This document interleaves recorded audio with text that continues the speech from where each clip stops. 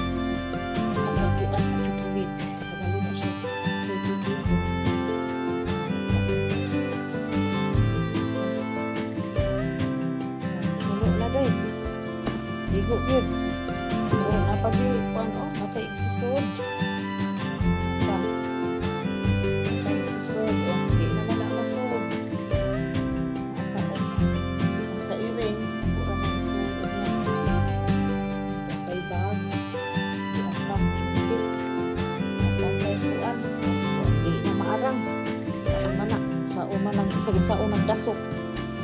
Hindi na madasok. Kanang baga day imo na siya day oh. Muragaan lang ko ang kunya. Agata. Kunya na nila. Kunya na nila kung gabiit kung anon na hindi siya. Pero ako pa nang pagsuglan o kuan. Mga chocolates parang sabay. Tigo good na idoon na naman basta kunya. Hindi na na. Pero na pa siya kasugdan gamay o malita ko. Kuan anak. Sapatos ni sapatos ni jeans.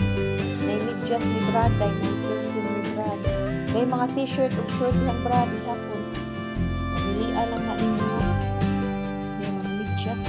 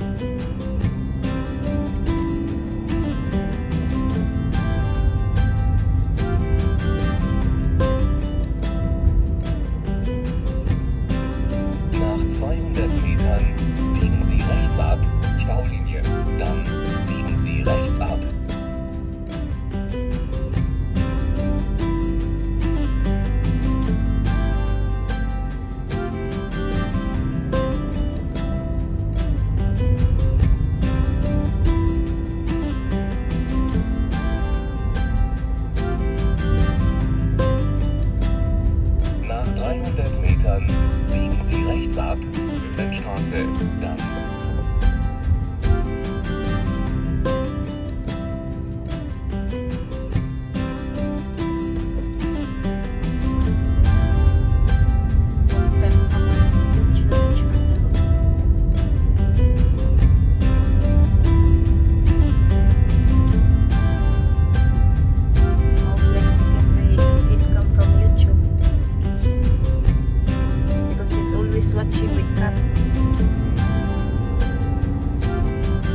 nach 100 Metern biegen Sie rechts ab, Ziegelhofstraße, dann fahren Sie geradeaus, Pferdemarkt. Biegen Sie rechts ab.